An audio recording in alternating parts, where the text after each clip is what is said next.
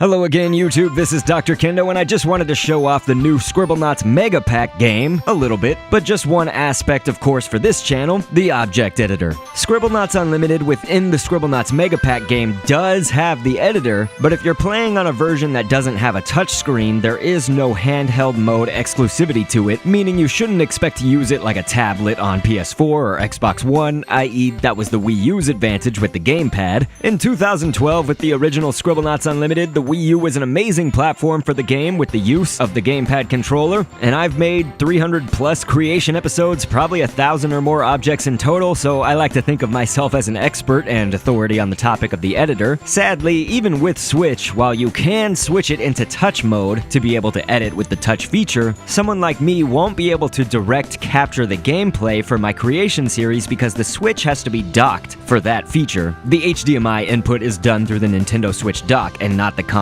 itself. So that's kind of the first thing that I'll note in this video, is that you will not be able to take your Switch version of Scribblenauts Mega Pack, for example, and use it in handheld mode if you're on the Xbox One or PS4, and that would mean no direct capture if you are in touch mode or handheld mode on the Switch. So that's number one, but this list will be 6 total comparisons for Scribblenauts Mega Pack to the old 2012 version of Scribblenauts Unlimited and 2013 version of Scribblenauts Unmasked. Number 2, the Scribblenauts Mega Pack movements will all be much slower than their previous iterations if you're using a controller. Again, this excludes touch mode. Scribblenauts Unlimited on PC obviously allows you to use your mouse, so you can literally point to anything and drag it and drop it exactly where you pinpoint to do so with your mouse. Same principle goes for the Wii U version, where again, you could use your stylus on the Wii U gamepad and just point to exactly where you want to drag a stamp or item, or simply just place your cursor, so to speak. With Mega Pack, it's all controlled by using any of the controllers that are used on the system you're playing on. We can use the Switch as an example since that's the version that I own, but using a Joy-Con controller, you will literally have to move the cursor with the joystick of the Joy-Con controller, making your movements take at least double the time it would take on Wii U or PC in the old games. So here I can show you a side-by-side comparison of what I mean, comparing the Switch controller mode using a Joy-Con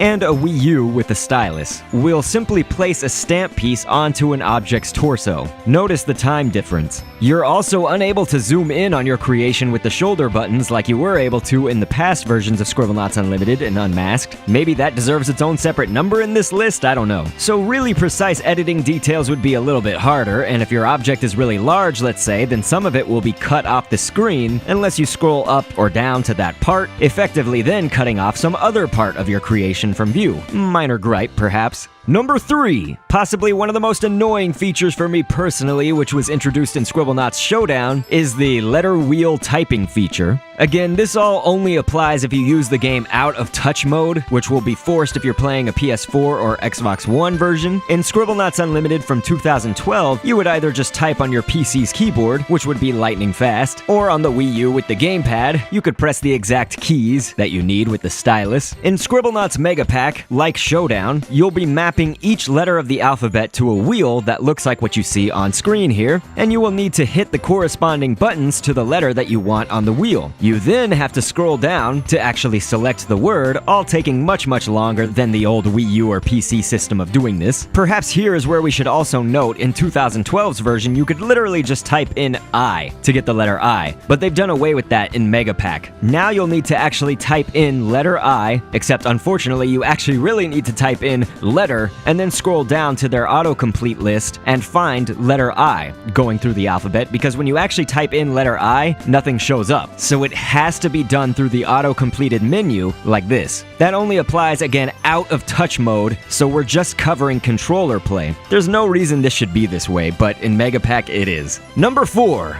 For anyone who loved the look of all those 5th Cell members in Scribblenauts Unlimited or Scribblenauts Unmasked of 2012 and 13, they'll remain a thing of the past because Mega Pack was not ported through by 5th Cell. Shiver or Shiver Entertainment now makes our Scribblenauts games, and again, I really don't want to hate on them or anything, but thus far, I'm thinking we're going to be 0 for 2 with Showdown and Mega Pack, sadly, when you compare them with the games of old. For any fans of my creation series, I would always use Micah's head for my own Dr. Kendo avatars and creations, so sadly with Mega Pack, I would never actually be able to use Micah again, and would have to find some other stamp that could maybe be comparable. Number 5. There's still a stamp limit. Where Mega Pack could now easily do away with the stamp limitation, you would think, they still retain at least one feature they could have done better than their 2012 iterations of these Scribblenauts games, but nope, there's still a limit to how many pieces you can use to make your objects overall. The Switch, Xbox One, PS4, they're all more powerful technically than the Wii U. Why not be able to handle more stamps?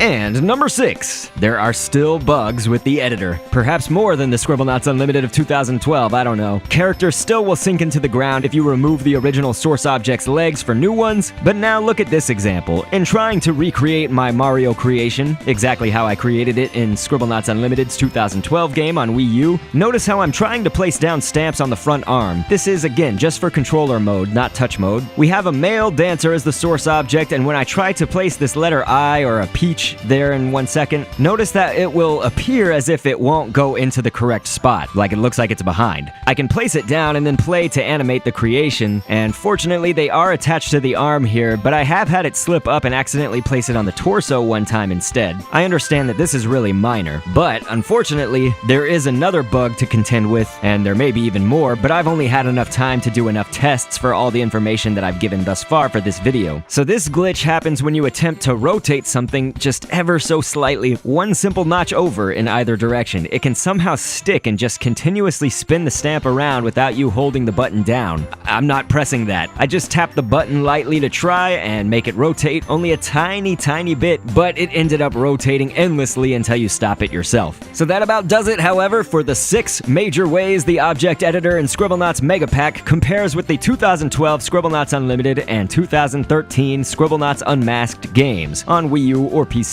But before we go, how about at least a positive or two for the new Mega Pack games? At least they do have the touch mode for Switch users, so that's one thing. Maybe some obvious positives are that you get both games in one purchase, but also there are just a few more stamps that never were in some of the old games. Well, the main one I can think of is a fidget spinner, although in some respects my custom design of the fidget spinner was more detailed, but either way, it's there. And of course, there are 2 new levels. They're adequately good in both of the games, so that's kind of like 4 new levels if you total them all together. But aside from that, I would say the verdict is, unless you're getting one for the Nintendo Switch, I think you could just stick with the old 2012 and 2013 games. Without a touch mode feature, I feel like PS4 and Xbox One users are not going to be too happy. And again, Switch users, you would have to play it in handheld mode to have the touch mode, so you wouldn't even be able to play it on a TV screen, for example, or directly capture your gameplay. Other than that, you'll get all the 5th cell members on the old games, and you won't have to deal with everything I've said in this video. So that's my opinion, and that's why I'm gonna stick with the 2012 version. But let me know what you guys think, of course, when the game comes out for you, and if you decide to pick it up. And I will catch you on the next vid, and thanks for viewing.